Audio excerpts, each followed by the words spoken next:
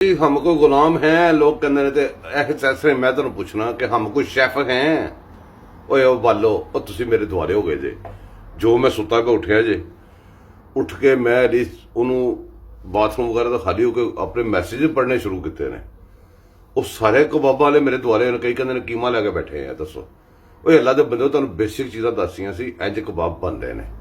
उन्होंने मसाले उन्होंने चलो मैं अपना दस देना मैं मसाले किस तरह पाना।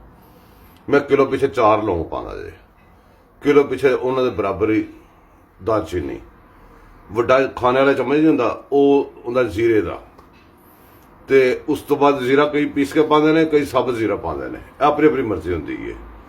तो काली मिर्च जी है 1 टी स्पून किलो पिछे तो 1 टी स्पून पाना मैं उन्दी लाल मिर्च का तो कई बंदे 2 टी स्पून भी पा लेंगे जो तेज़ खाते हैं।